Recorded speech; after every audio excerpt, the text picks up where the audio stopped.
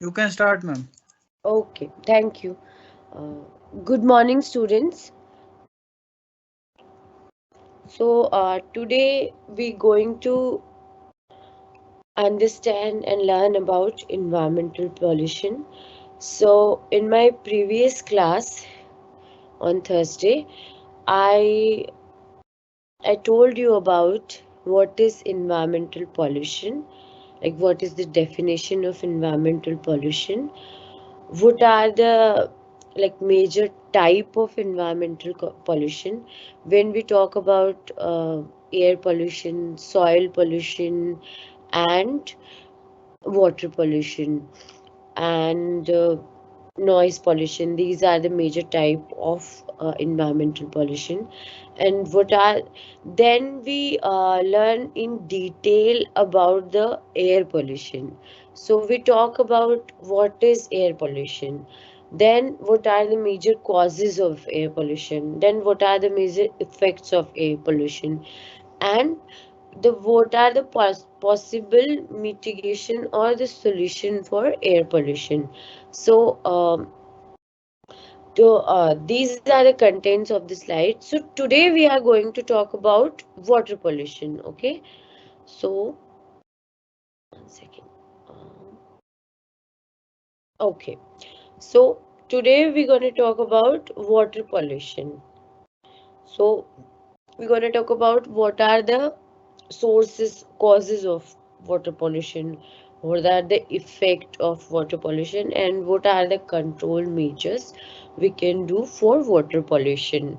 Then if we left with some time, then we can talk about soil pollution also in this class, and then we can go for the doubts and questions. Anyone who have any question or any doubt in the between, like when I'm teaching you, in the between if you get any query, any question, आपका कोई भी सवाल हो बीच में जब मैं आपको पढ़ा रही हूँ उस टाइम पे, तो आप लोग जो क्वेश्चन आंसर सेक्शन है इसमें साइड में वहां पे लिख सकते हैं, ठीक है। प्लस आपको अगर ये चाहिए कि मतलब अगर मैं इंग्लिश में बोलूँ ज़्यादा या हिंदी में बोलूँ समझाऊँ, तो वो चीज़ भी आप वहाँ पे लिख सकते हैं। अगर मेरी वॉइस में कोई प्रॉब्लम आए तो वो भी आप लिख सकते हैं। अगर आपको समझ कम आ रहा है और आप चाहते हैं कि मैं धीरे पढ़ाऊँ, तो भी वो चीज़ भी आप लिख सकते हैं। Whatever any suggestion you can write in the question answer section, जो आपके यहाँ पे साइड में शो रहा होगा, Q A section, okay, Q and A, okay. And आपके जो भी सवाल हैं, जो भी क्वेरीज हैं, जो भी डाउट है, वो भी आप वहाँ पे लिख सकते हैं। मैं पढ़ाते टाइम पे ही जो भी बीच में सवाल आता है आप लिख दो, मैं एड्रेस सारों को लास्ट में करूँगी जो भी सवाल होंगे, ओके। और सजेशन जो भी होंगे उनको मैं बीच में ही एड्रेस कर लूँगी, ठीक है। सो हम फिर स्टार्ट करते हैं पढ़ना किस चीज के बारे में, वाटर पॉल्यूशन के बारे में। तो पिछली क्लास में हमने इन्वायरमेंटल पॉल्यूशन के बारे में इन जनरल बात की थी। तो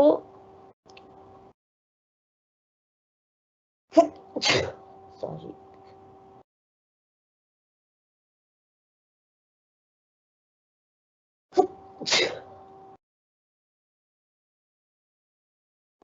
सॉरी।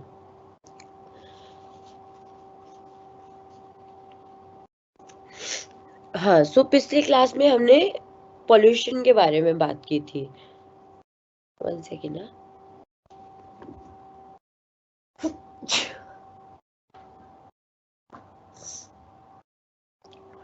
ओके, सो पिछली क्लास में हमने पॉल्यूशन के बारे में बात की थी। सो पॉल्यूशन, इन्वायरमेंटल पॉल्यूशन या पॉल्यूशन क्या होता है, इसकी डेफिनेशन क्या आता है कि कोई भी अनवांटेड या अनडिजायरेबल चेंज होता है किसी भी इन्वायरमेंटल कंपोनेंट की फिजिकल, केमिकल या बायोलॉजिकल कैरेक्टरिस्टिक में, और जिससे कि ह्यूमन हेल्थ को या इन्वायरमेंट को हार्म हार्म होता है, तो that can be consider as pollution. So what are the two parameters for the pollution? like there should be any unwanted or undesirable change या any unwanted or undesirable component that we call as pollutant. जो अनचाहा पदार्थ है उसको हम क्या बोलेंगे, प्रदूषक, ठीक है।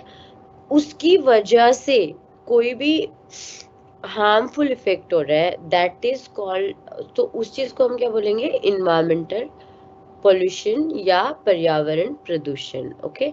सो the change should be the component that is cause the change should be undesirable or unwanted, and the changes are harmful to health of the human either or the environment, so that is called as pollution.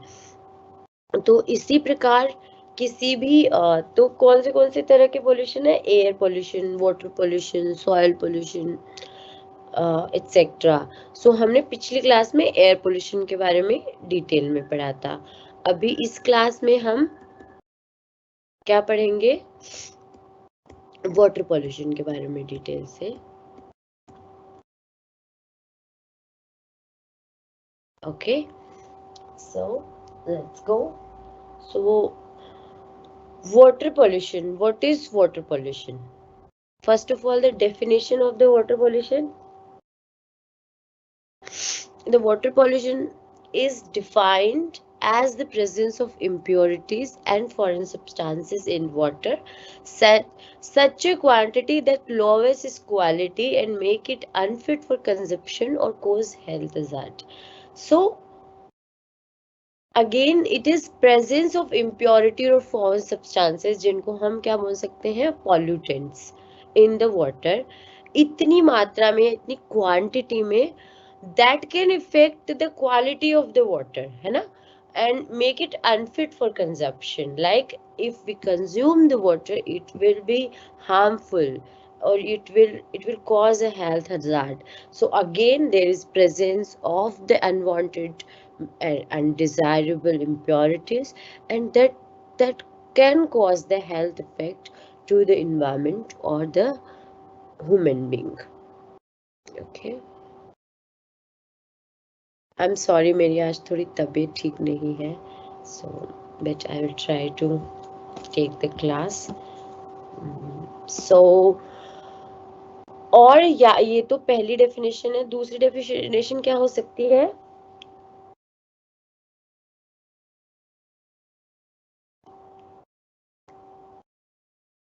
वही any physical, biological और chemical change in water quality that can adversely affect the health of the organism or can be considered as pollution, okay।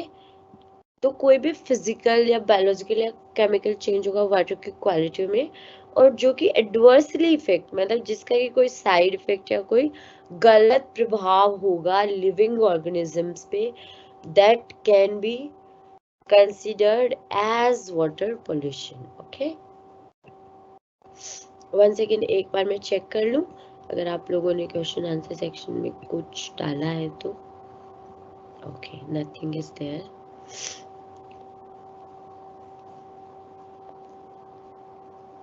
बहुत कम students हैं, okay, चलिए कोई बात नहीं।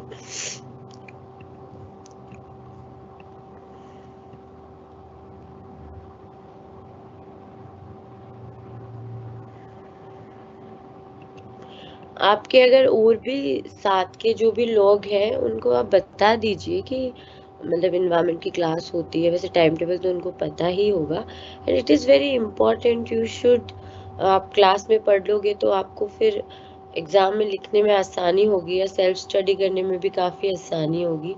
तो आप लोगों को आई थिंक इस चीज़ को कंसिडर करना चाहिए और क्लास लेनी चाहिए। सो प्लीज़ आप अपने साथ के लोगों को भी बता दीजिए कि वो भी क्लास लें। और मेरी नेक्स्ट क्लास जो होगी वो अगले थर्सडे को होगी, फिर सेम सैटरडे को होगी इसी टाइम पे 3 बजे। इसमें हम बचा हुआ जो पोल्यूशन का पार्ट है वो कवर करेंगे एक क्लास में, उसके बाद में मेरी 2 क्लास होगी 6 यूनिट के लिए और 2 क्लास होगी 7th यूनिट के लिए। सो प्लीज़ आपके जो भी फ्रेंड्स वगैरह हैं आप उनको भी ये चीज़ कन्वे कर दीजिए, क्योंकि बहुत कम लोग हैं क्लास के अंदर। ओके, और आपके कोई भी सजेशन वगैरह है तो आप प्लीज़ Q&A सेक्शन है जो लाइव इवेंट Q&A, उसमें डाल सकते हैं, और बीच में कोई भी क्वेश्चन अराइज हो तो वो भी उसमें डाल सकते हैं। So let's get back to the presentation. So we were talking about water pollution. So we understand what is water pollution, what is the definition of the water pollution. First we understand it. Then we will talk about the classification of water pollution, how the water pollution is classified. तो सबसे पहले कि जो एक तो ground water होता है, ठीक है, तो हम जब वाटर को किस तरह से, जो ड्रिंकेबल वाटर है उसको हम किस तरह से क्लासिफाई करेंगे, सरफेस वाटर और ग्राउंड वाटर, है ना। और उसके अलावा जो ओशंस है that is also surface water, जिसमें बहुत सारे आपके जो मेराइन एनिमल्स हैं वो रहते हैं, तो और मैरीन प्लांट्स होते हैं। सो वो हमारी बायोडाइवर्सिटी में, इकोलॉजी में बहुत इम्पॉर्टेंट है, और अगर वो जहाँ रहते हैं वहाँ पोल्यूशन होगा तो it will effect them directly. So it will effect the ecosystem, the ecology, the food web, the structure of the ecosystem for sure. So we talk about classification of water pollution. तो 2 तरह का water pollution है। पहला कि उसके water के type के basis पे। So first is surface water pollution and second is groundwater pollution. Okay, so surface what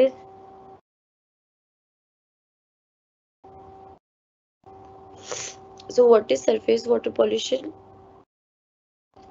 जो भी सरफेस वाटर है, जैसे कि ओशंस है, रिवर्स है, लेक्स है, उनके पोल्यूशन को हम क्या बोलेंगे, सरफेस वाटर पोल्यूशन। और जो ग्राउंड वाटर है उसका पोल्यूशन है, उसको हम क्या बोलेंगे, ग्राउंड वाटर पोल्यूशन। और मेजर कारण क्या होता है ग्राउंड वाटर पोल्यूशन का, मेजर कॉज या कारण जो पेस्टिसाइड कंटामिनेशन है फ्रॉम द सॉइल, क्योंकि ग्राउंड वाटर सॉइल के नीचे होता है, तो उसमें क्या होता है कि इनफिल्टर होके जो पेस्टिसाइड्स हैं वो चले जाते हैं और वो ग्राउंड वाटर में मिक्स हो जाते हैं। So that can cause ground water contamination. अब जो आपका सरफेस वाटर है उसमें किस किस तरह से वाटर पोल्यूशन हो सकता है। एक तो ऑक्सीजन डिप्लीशन से, इसमें क्या होता है, जो अगर बायोडिग्रेडेबल मटेरियल जो है उसकी मात्रा अगर ज्यादा होती है आपके किसमें, वाटर बॉडी में, तो उससे क्या होता है, माइक्रो ऑर्गेनिज्म उसको बहुत जल्दी उसको डिग्रेड करने लग जाते हैं। तो वहाँ की जो ऑक्सीजन की जो डिमांड है वो बहुत ज़्यादा बढ़ जाती है, जल्दी जल्दी वहाँ पे ऑक्सीजन कंज्यूम होने लगती है। तो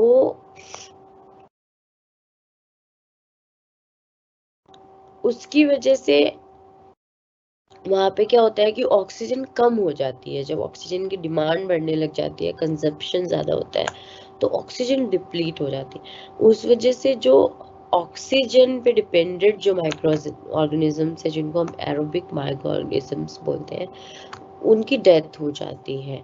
और वहाँ पे एरोबिक जो बिना ऑक्सीजन के सांस ले सकते हैं या जो बिना ऑक्सीजन के जिंदा रह सकते हैं, वो छोटे छोटे माइक्रो ऑर्गेनिज्म वहाँ पे ज़्यादा मात्रा में बढ़ जाते हैं और वो बहुत सारे टॉक्सिन्स को सिक्रीट करते हैं या प्रोड्यूस करते हैं, लाइक अमोनिया, सल्फाइड। और इस वजह से एक तो वाटर बॉडी क्या होती है आपकी, वहां पे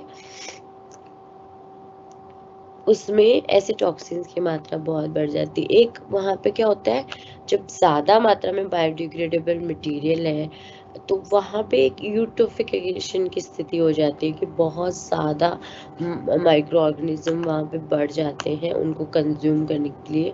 और जो हरी हरी लेक हो जाती है ना, लेक्स वगैरह जिनका ग्रीन कलर में कन्वर्ट हो जाती है, so that is called as eutrophication, the excess of the nutrients over there.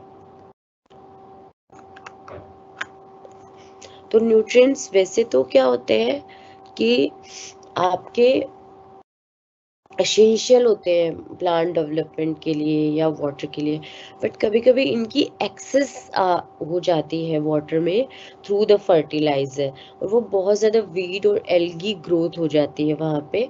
और इसी सिचुएशन को हम क्या बोलते हैं, यूट्रोफिकेशन कहते हैं। और वो वाटर एक तो आपका उसके लिए ड्रिंकिंग के लिए सूटेबल नहीं रहता। फिर वहाँ पे बहुत सारे एक्वेटिक ऑर्गेनिज्म को इसकी वजह से डैमेज हो सकता है, और वो सारी ऑक्सीजन वहाँ के एल्गीज यूज कर लेते हैं, तो वहाँ पे ऑक्सीजन डिप्राइव हो जाता है वो वाटर। ठीक है, उसके अलावा क्या है, माइक्रोबियल वाटर पोल्यूशन। इस ये मतलब जब माइक्रोबियल ग्रोथ बहुत ज़्यादा हो जाती है वाटर पोल्यूशन में, तो ये नेचुरल तरीका है एक तरीके से वाटर पोल्यूशन होने का। उसके बाद में सस्पेंडेड मैटर्स, तो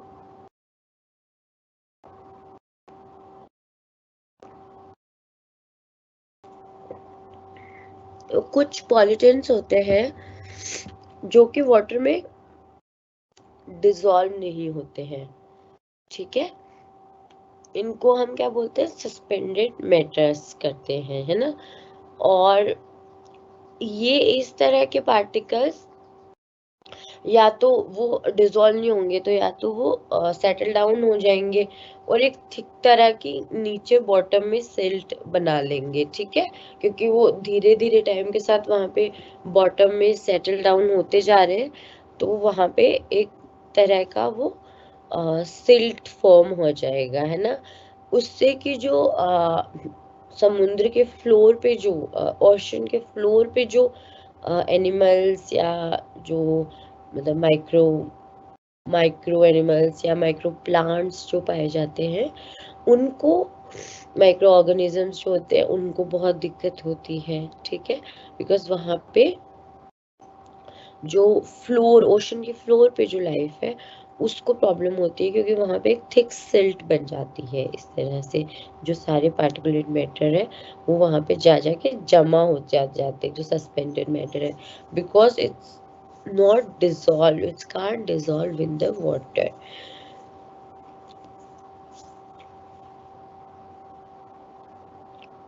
फिर उसके बाद में जो बायोडिग्रेडेबल जो सब्सटेंसेस है वो भी कई बार सस्पेंडेड फॉर्म में रहते हैं, वो भी आपके डिसॉल्व नहीं होते, और उससे एनॉर्बिक जो माइक्रो ऑर्गेनिज्म है उनकी मात्रा ज़्यादा बढ़ जाती है। फिर जो टॉक्सिक केमिकल्स अगर वाटर में सस्पेंडेड फॉर्म में रहेंगे तो वो भी एक्वेटिक लाइफ को नुकसान पहुंचाएंगे, अगर वो उसको कंज्यूम करेंगे या इनहेल करेंगे या किसी भी तरीके से वो उनके बॉडी में जाएंगे। तो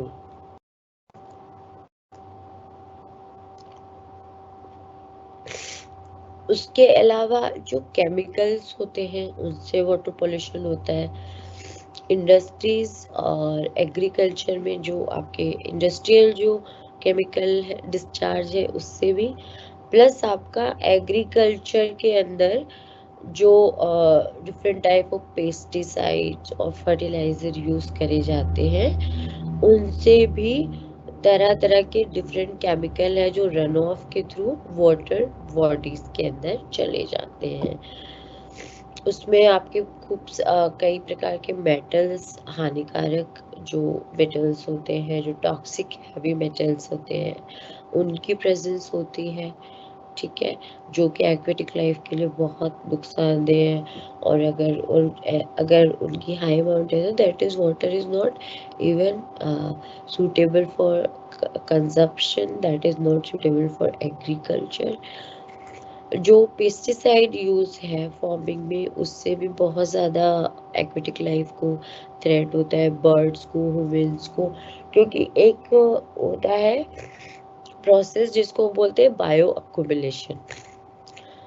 तो जो भी हानिकारक सब्सटेंसेस हैं, जो भी हार्मफुल सब्सटेंसेस हैं, उनका वो आपके सराउंडिंग से शरीर के अंदर है, किसी बायोलॉजिकल बॉडी में चले गए, बायोलॉजिकल फॉर्म में, तो उसको हम क्या बोलेंगे, वो उसमें चले गए, तो उसको बायो अक्यूमुलेशन बोलेंगे। फिर जैसे अगर किसी फिश के अंदर चले गए, उस फिश को किसी दूसरे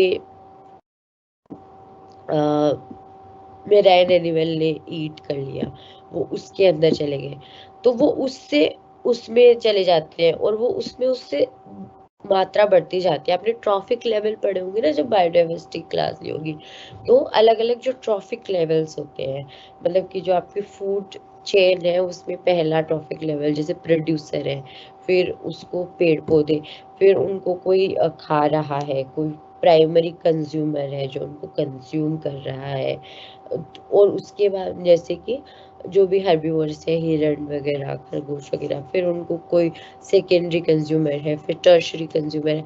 तो इस तरह से हर ट्रॉफिक लेवल पे वो प्रदूषक की मात्रा या जो पॉल्यूटेंट्स है उनकी, या जो कंटामिनेंट्स है उनकी मात्रा बढ़ती जाती है। तो इसको हम क्या बोलते हैं, बायो मैग्निफिकेशन। तो उसका लिविंग ऑर्गेनिज्म में जाना बायो अक्यूमुलेशन, और हर ट्रॉफिक लेवल पे उनकी मात्रा बढ़ते जाना बायो मैग्निफिकेशन। तो इस तरह के जो मेटल्स है वो एक्वेटिक लाइफ में चले जाते हैं। तो फर्स्ट तो उनका बायो एक्यूमुलेशन हो जाता है, और देन उनका फिर बायो मैग्निफिकेशन होता रहता है।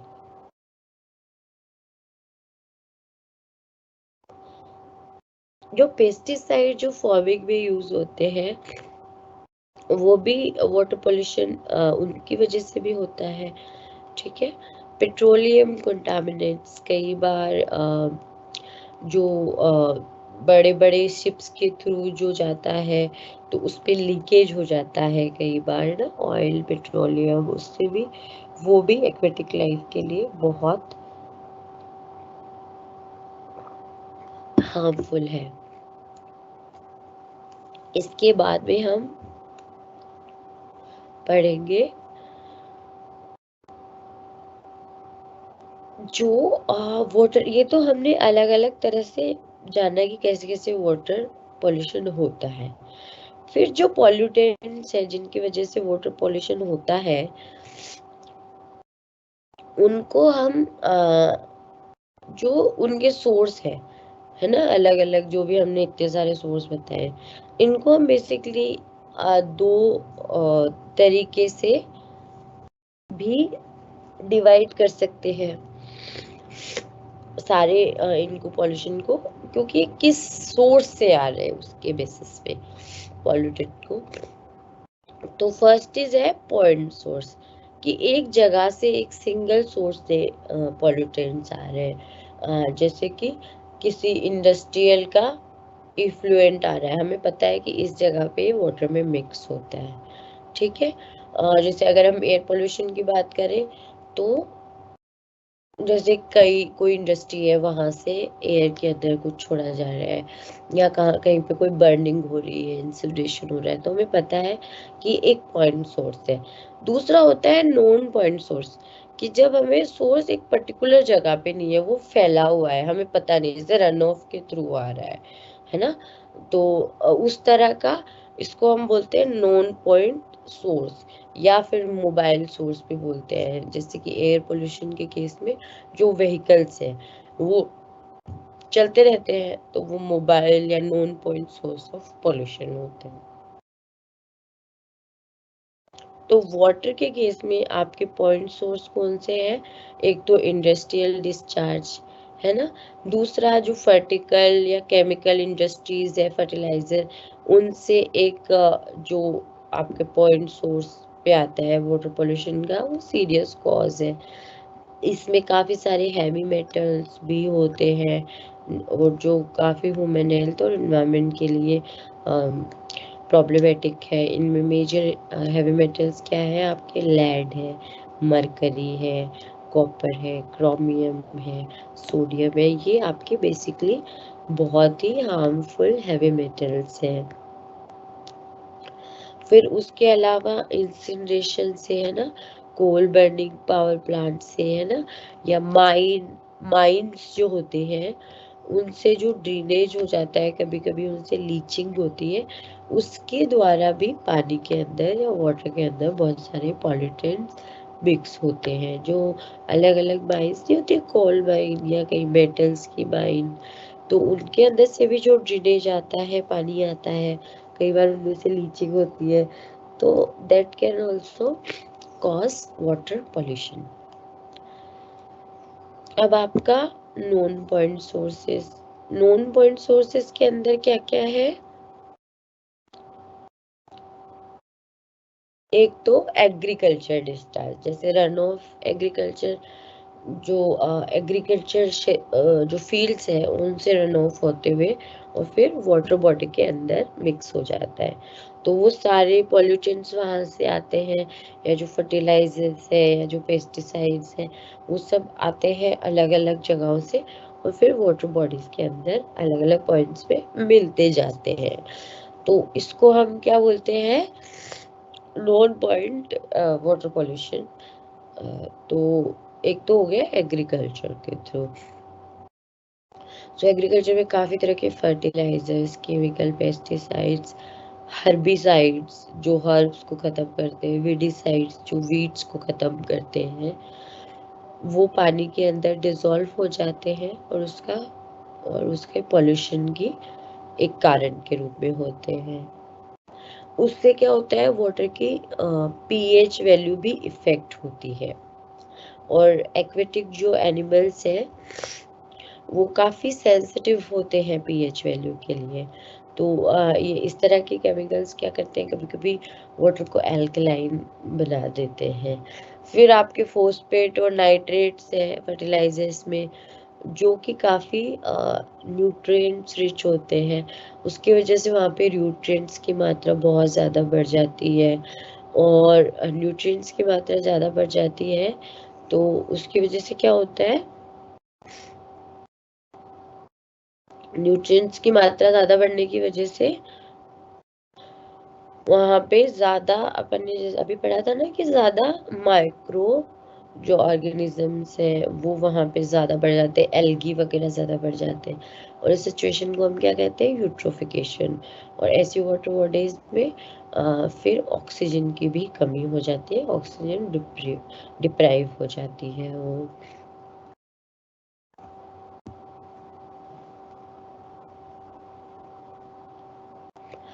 जो इंडस्ट्रीज का सॉलिड वेस्ट होता है वो भी क्या होता है आपका, या तो उससे लैंड पॉल्यूशन होता है, या वो इनडायरेक्टली रन ऑफ के थ्रू, या कभी कभी वाटर बॉडी के पास में या वाटर बॉडी के अंदर डिस्पोज कर दिया जाता है, तो उससे आपका क्या होता है, सॉलिड वेस्ट से वाटर पॉल्यूशन भी होता है।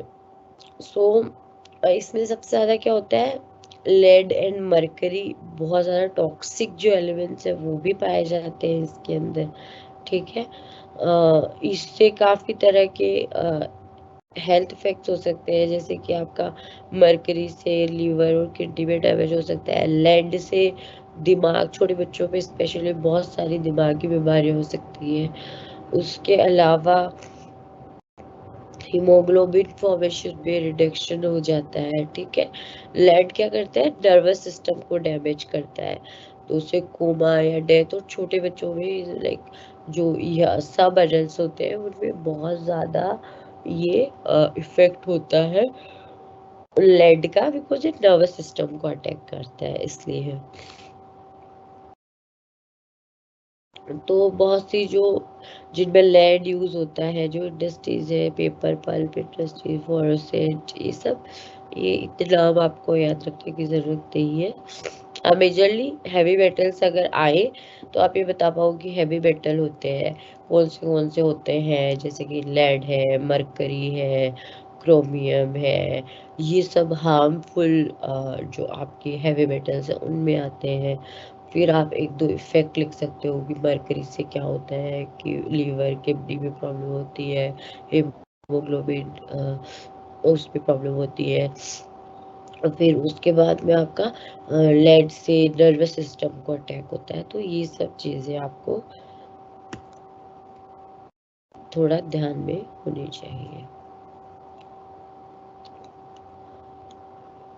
अब हम बात करेंगे इफेक्ट्स, वाटर पॉल्यूशन के क्या क्या प्रभाव हैं।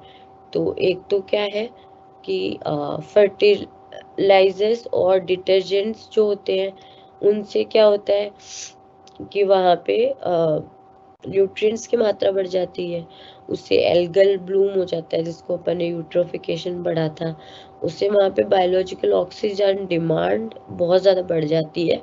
और उस इसको क्या बोलते हैं, बीओडी, बायोलॉजिकल ऑक्सीजन डिमांड। क्यों?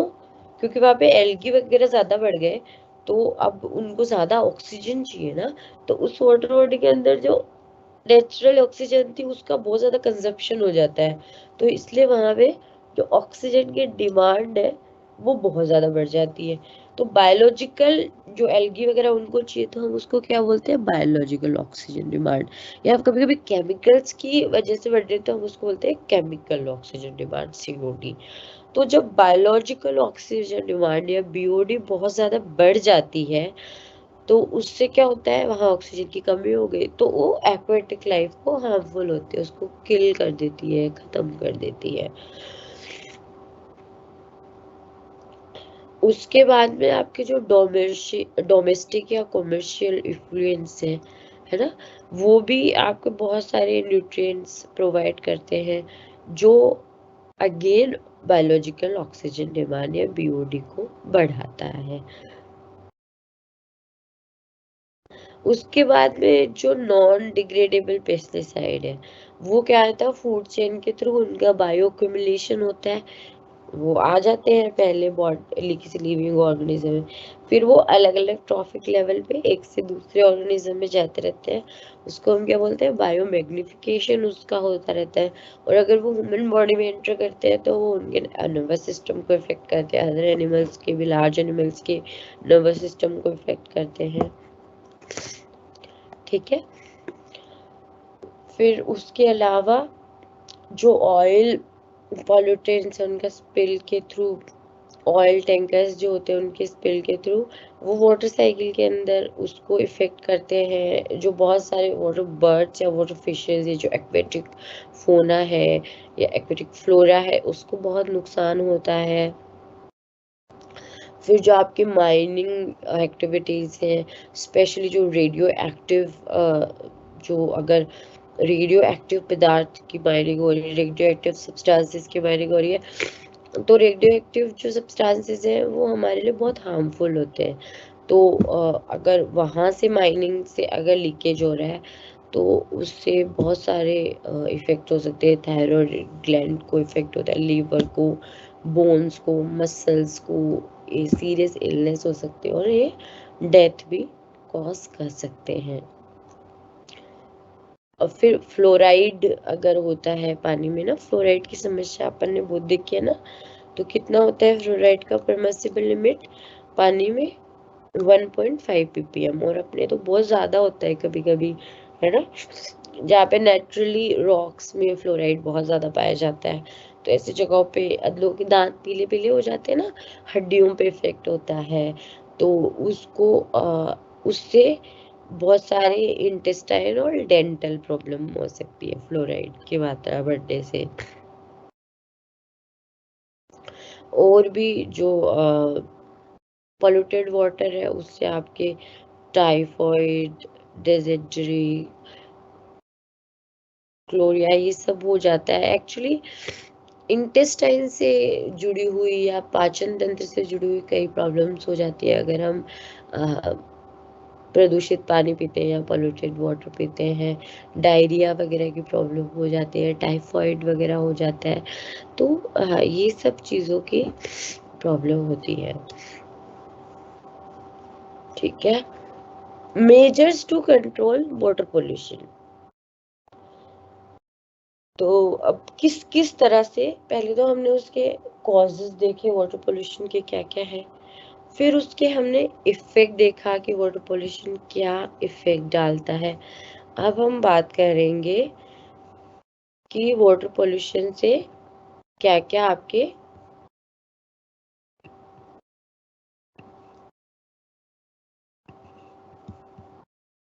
कौन से की ना, और वाटर पोल्यूशन से हम अब बात करेंगे कि वाटर पोल्यूशन से क्या क्या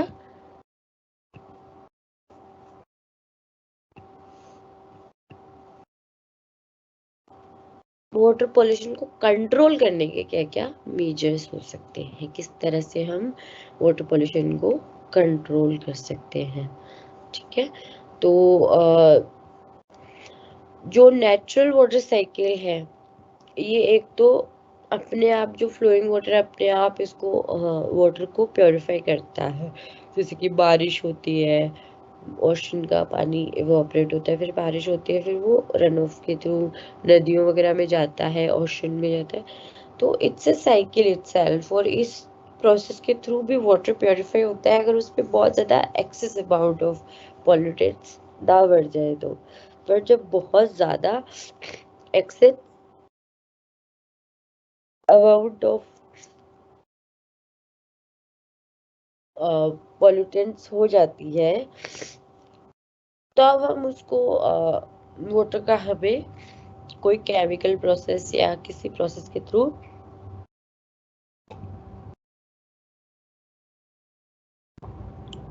वाटर को प्यूरिफाई करना पड़ता है। तो इसमें क्या क्या है, एक तो हम वाटर का डिसइंफेक्शन करते हैं, है ना।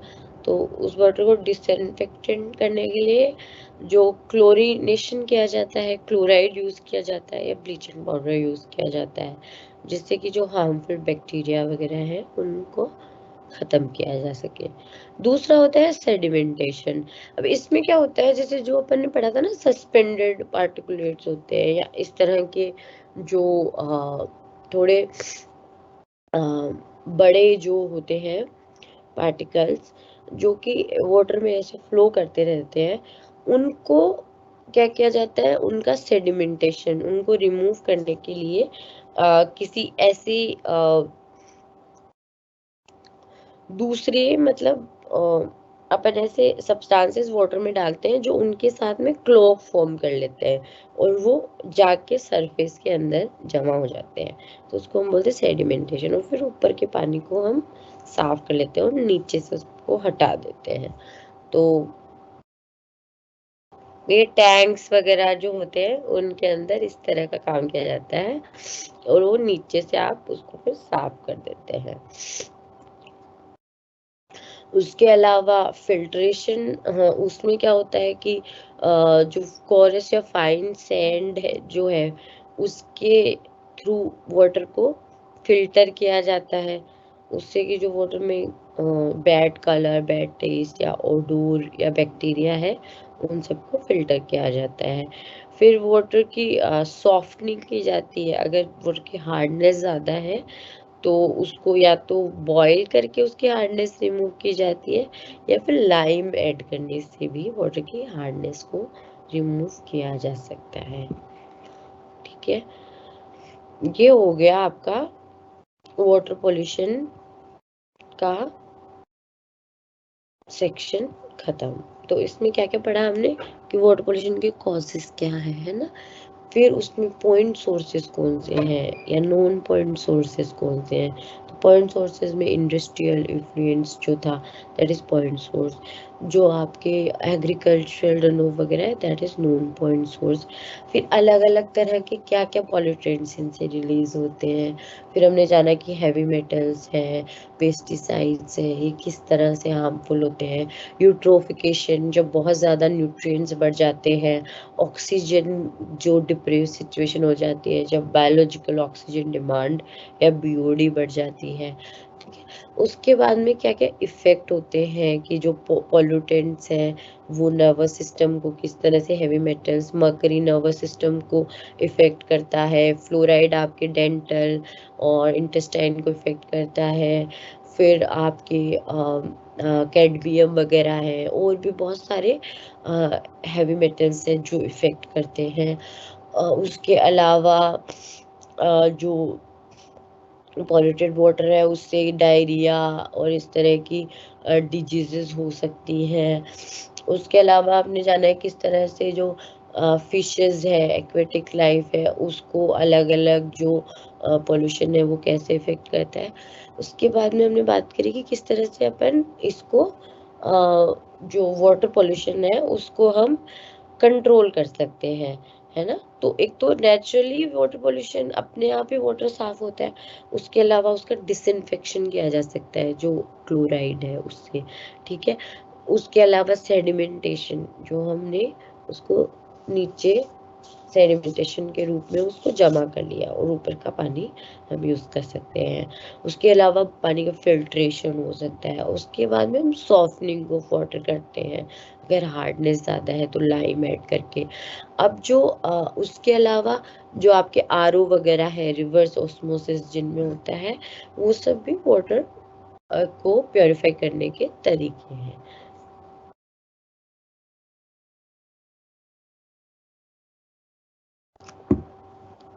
अब इसके बाद में का नेक्स्ट सेक्शन है अपना सॉइल पोल्यूशन। तो सॉइल पोल्यूशन और नॉइस पोल्यूशन हमारे दो चीज़ें अभी बची हुई हैं। तो और उसके बाद में हम लास्ट में जो आपका सॉलिड वेस्ट मैनेजमेंट है उसके बारे में भी थोड़ी बात करेंगे। तो जो सॉइल पोल्यूशन है इसकी डेफिनेशन सबसे पहले तो वही सेम, सॉइल के अंदर अनवांटेड अनडिजायरेबल अगर कंटामिनेंट्स आ जाते हैं, है ना, उससे कि सॉइल की फर्टिलिटी में या प्रोडक्टिविटी में लॉस होता है, तो उसको हम क्या बोलते हैं, सॉइल पोल्यूशन, है ना।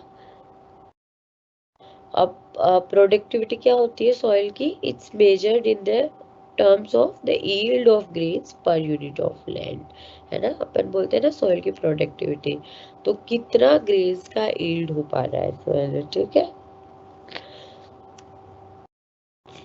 एक तो इससे प्रोडक्टिविटी कम हो जाती है, प्लस आपकी जो क्रॉप्स है वो भी कंटामिनेट हो जाती है। जैसे कि अगर हैवी मेटल्स है वो आपकी लीफी वेजिटेबल्स है, इनके अंदर ये सब भी अक्यूमुलेट हो जाते हैं, बायो अक्यूमुलेशन, और फिर हम उसको कंज्यूम करते हैं तो वो हमारे अंदर भी आ जाते हैं, है ना, हमारे शरीर में आ जाते हैं। तो दो नुकसान है, एक तो प्रोडक्टिविटी बढ़ जाती है, एक आपका जो प्लांट्स है उनका कंटामिनेशन भी हो जाते हैं, ठीक है।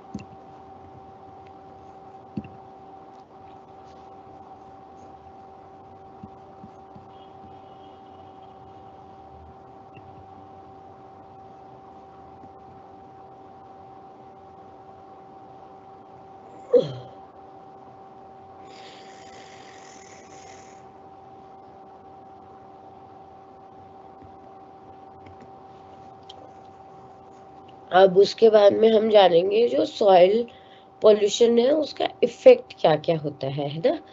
पहले तो हमने डेफिनेशन देखी, अब और रीजन, रीजन क्या है सॉइल पोल्यूशन का, कि उसके अंदर जो भी अनवांटेड मटेरियल है वो चाहे से वेस्ट के थ्रू आ जाए, है ना, तो उसको हम आप क्या कहेंगे, सॉइल पोल्यूशन।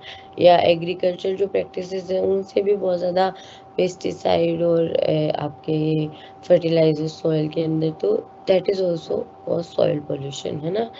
अब इसके इफेक्ट क्या होते हैं, एक तो प्रोडक्टिविटी, जो crop yield per unit land होनी चाहिए वो इफेक्ट होती है, फिर उसकी क्वालिटी भी इफेक्ट होती है ना। उसके अलावा नाइट्रोजन फिक्सेशन होता है, वो वहाँ पे सॉइल के अंदर उसका इफेक्ट हो जाता है। तो नाइट्रोजन फिक्सेशन किस लिए ज़रूरी है, हेल्दी प्लांट यील्ड के लिए ज़रूरी है, क्योंकि जो नाइट्रोजन N2 होता है वातावरण में, है ना, एटमॉस्फेयर में, उसको तो डायरेक्ट यूज़ नहीं कर सकते ना प्लांट। तो वहाँ पे कुछ बैक्टीरियाज होते हैं, आपको पढ़ाया गया था ना उसमें, इकोसिस्टम प्रोसेसेस में, तो साइकिल्स में, नाइट्रोजन साइकिल में, तो वो क्या करते हैं, N2 को, नाइट्रोजन को फिक्स कर देते हैं सॉइल में, तो उसको नाइट्रेट की फॉर्म में कन्वर्ट कर देते हैं, जो कि प्लांट्स यूज कर सकते हैं। तो ऐसे अगर सॉइल पॉल्यूशन हो गया तो ऐसे बैक्टीरिया वगैरह खत्म होंगे, तो उससे भी क्या होगा, आपका नाइट्रोजन फिक्सेशन रिड्यूस हो जाएगा। जो सॉइल ज्यादा इरोजन होगा सॉइल का, तो increase erodibility, larger loss of soil and nutrients का लॉस होगा। उससे और जो डिपोजिशन हो जाएगा सेल्स का, उससे क्या होगा कि क्रॉप यील्ड पे इफेक्ट होगा, है ना। और जो सॉइल फोना और इम्ब्रेस इन सॉइल फोना एंड फ्लोरा, तो जो सॉइल का फोना एंड फ्लोरा उसको भी एडवर्स इफेक्ट होंगे।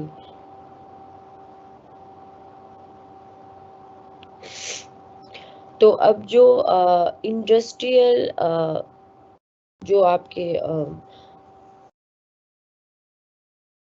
सोर्सेज है सॉइल पोल्यूशन के, उनसे क्या क्या नुकसान होता है, उनसे डेंजरस केमिकल जो होते हैं वो आपके अंडरग्राउंड वाटर में और सॉइल में एंटर हो जाते हैं, इससे इकोलॉजिकल इम्बैलेंस होता है।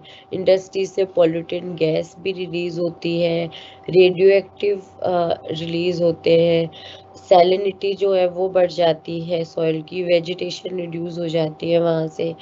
अर्बन जो सोर्सेज है उनसे ड्रेन्स का क्लोगिंग हो जाता है, पब्लिक हेल्थ प्रॉब्लम्स है, pollution of drinking water and soil है, फ्यूल स्मेल और रिलीज ऑफ गैसेस है, और वेस्ट मैनेजमेंट की बहुत बड़ी प्रॉब्लम है अर्बन स्पेसेस में। जो हमने देखा है इतना ज़्यादा वेस्टेज सॉलिड वेस्ट निकलता है, we don't have land to dispose that, we don't have good practices to degrade that waste और मैनेज दैट वेस्ट समहाउ। अब आपका सॉइल जो पोल्यूशन है उसका किस तरह से प्रिवेंशन या उसका कंट्रोल किया जा सकता है, तो उसके लिए हम जो सबसे पहले तो पेस्टिसाइड और जो फर्टिलाइजर्स है उनका उनका यूज को रिड्यूस करना पड़ेगा, कम से कम यूज करना पड़ेगा फर्टिलाइजर्स एंड पेस्टिसाइड्स का, ठीक है। उसके अलावा जो आपका जो मटेरियल है उसको हम अगर रीयूज करेंगे ज्यादा से ज्यादा, तो उससे क्या होगा कि वो कम से कम मात्रा के अंदर आपका वेस्ट जनरेट होगा, अगर हम ज्यादा रीयूज करेंगे तो हमारा एक वेस्ट मैनेजमेंट के लिए हमारा, या सही तरीके से चीजों को कंज्यूम करने के लिए हमारा एक 4R का, पहले 3 था अभी एक चौथा R और जुड़ गया है, तो 4R का हमारा सिद्धांत है। सबसे पहला रिड्यूस, कि कम से कम यूज ही कम से कम करो, है ना, चीजों का। तो क्या हो गया, 4R का सिद्धांत है, तो सबसे पहला क्या हुआ, रिड्यूस। दूसरा रीयूज, अगर एक तो यूज ही कम करो और जो चीजों को यूज कर रहे हो उनको बार बार यूज करो, रीयूज, ठीक है। उसके बाद में आपका होगा पहला रिड्यूस, यूज कम करना, फिर रीयूज, उसके बाद में रिसाइकिल, जो जो चीजें रिसाइकिल हो सकती है उनको रिसाइकिल करें, और सबसे लास्ट में आपका रिकवरी, कि जो वेस्ट, अगर हम वेस्ट को डिस्पोज भी कर रहे हैं तो उनमें से जो चीजें मेटल्स वगैरह है जो भी रिकवर हो सकता है उसको रिकवर किया जाए मैक्सिमम। सो अपना 4R का सिद्धांत है, ठीक है, reduce, reuse, recycle and recovery, ठीक है। तो सबसे पहला तो आपको एक तो रिड्यूस करना है, फिर उसके बाद में रिसाइकिल करना है, रिकवरी करना है, ठीक है। अब अपन जो सॉइल पोल्यूशन को और इस तरह से रिफोरेस्टेशन करके कि फॉरेस्ट वहाँ पे प्लांटेशन करके भी सॉइल पोल्यूशन को कंट्रोल किया जा सकता है। सॉलिड वेस्ट के ट्रीटमेंट के तहत उससे भी क्या होगा कि वो वेस्ट जो है वो डायरेक्टली नहीं जाएगा, तो उससे भी सॉइल पोल्यूशन को कंट्रोल किया जाता है ना। जो एल्केलिक और एसिडिक वेस्ट है उनको पहले हम न्यूट्रलाइज कर देंगे, तो उससे क्या होगा, सॉइल में अगर वो जाएगा तो भी सॉइल की एसिडिटी या एल्किनिटी बढ़ेगी नहीं, ठीक है। इंसिनरेशन है, इंसिनरेशन मतलब जलाते हैं जो वेस्ट को, है ना। तो इंसिनरेशन से क्या होता है, एक तो थोड़ा सा एक्सपेंसिव आपका ये मेथड है, प्लस इससे जो गैसेस होती हैं वो काफी हार्मफुल रिलीज होती है। तो उसके अलावा पायरोलाइसिस प्रोसेस है कंबशन का, उसमें ऑक्सीजन की अब्सेंस में किया जाता है ना, कंट्रोल्ड एटमॉस्फेयर के अंदर। तो उससे आपके कम निकलते हैं ये जो हार्मफुल सब्सटेंसेस है वो, ठीक है। तो ये इन तरीकों से भी वेस्ट को खत्म किया जा सकता है, तो वो सॉइल में जाने से बच जाता है। तो ये तो हो गई आपकी सॉइल पोल्यूशन की बात। अब हम नेक्स्ट क्लास में पढ़ेंगे नॉइज पोल्यूशन के बारे में, सॉलिड वेस्ट मैनेजमेंट के बारे में, और आपका कोई अगर पोल्यूशन की केस स्टडी हो गई तो उसके बारे में, ठीक है। ये हो गया आपका सॉइल पोल्यूशन। ओके,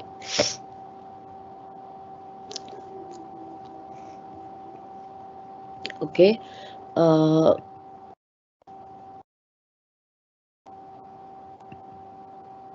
तो हम, ये आपका सॉइल पोल्यूशन हो गया। अब हम नेक्स्ट क्लास में नॉइज पोल्यूशन पढ़ेंगे।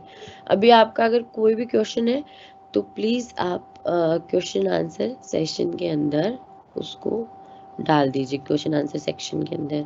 कोई क्वेश्चन आया नहीं है? You guys don't have any questions?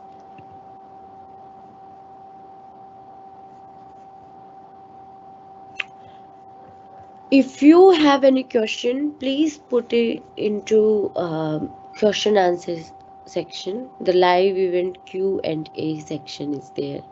If you guys have any question, please put it into that. आपका कोई भी अगर सवाल है तो आप प्लीज उसको क्वेश्चन आंसर सेक्शन में लिख दीजिए। आई थिंक कोई सवाल नहीं है, ठीक है। और एक स्टूडेंट ने ना लास्ट उसमें क्लास में पूछा था कि सिलेबस क्या है। तो सिलेबस तो जो है वो आपका एसओएल की वेबसाइट पे दिया हुआ है, पूरा वही सिलेबस है, और जो मैं पढ़ा रही हूँ यही सिलेबस है। तो आपकी 7 यूनिट्स है बेसिकली, है ना।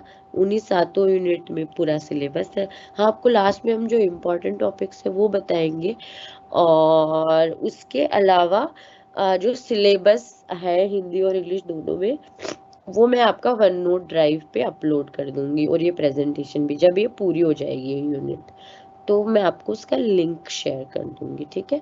तो वहाँ पे आप सिलेबस देख सकते हैं, और प्रेजेंटेशंस देख सकते हो, स्टडी मटेरियल देख सकते हैं, ठीक है। और कोई क्वेश्चन है तो आप पूछ सकते हो, और चाहो तो नेक्स्ट क्लास में पूछ सकते हो। And so we're done for today. Thank you everyone for joining me. Have a good day ahead. Sir, can you please close my class, end my class?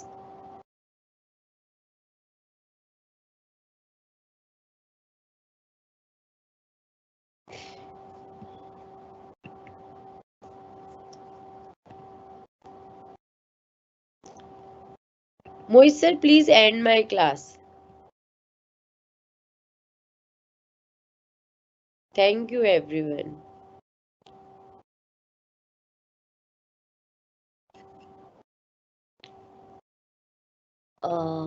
किसी ने कोई क्वेश्चन पूछा है? व्हाट्सएप पे कोई ग्रुप नहीं है, सॉरी। मैं अपना मेल आईडी इस प्रेजेंटेशन के एंड में शेयर करूंगी, तो आप मुझे मेल पे आप लोग कनेक्ट हो सकते हैं।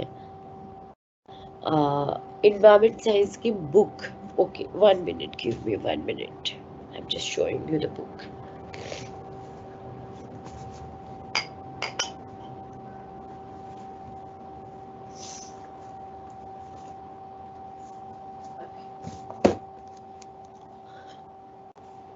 ये एक किताब है, आप देख पा रहे होंगे. Okay, that is the problem. Okay, यार ये इसमें ना क्लियर नहीं आ रहा है. 1 सेकेंड में एक बार बैकग्राउंड रिमूव करती हूँ, then may be you will be able to see it.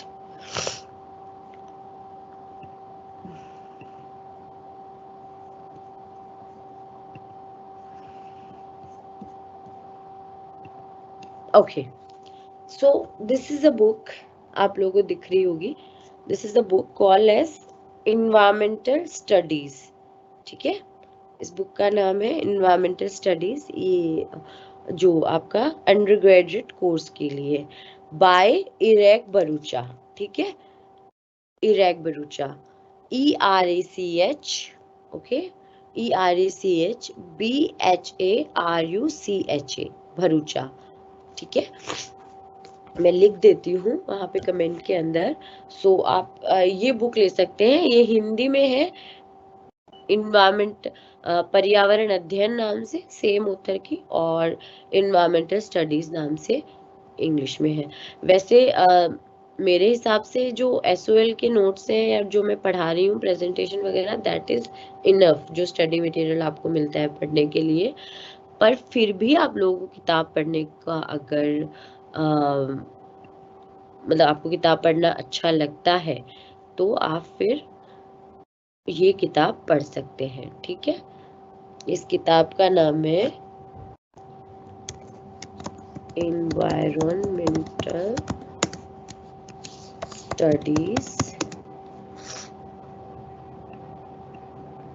Environmental, okay,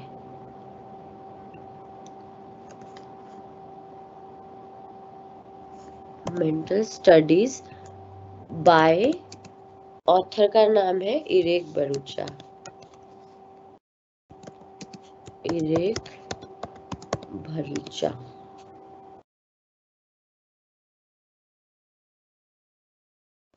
ठीक है, ये किताब है जो कि आप लोग पढ़ सकते हो, environmental studies bye इरैक Bharucha.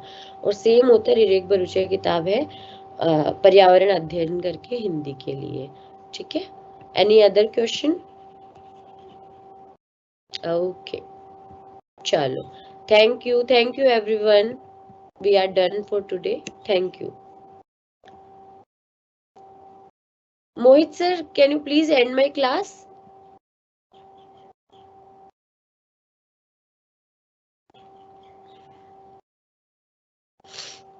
Thank you everyone. Mohit sir, मेरी क्लास एंड कर दीजिए.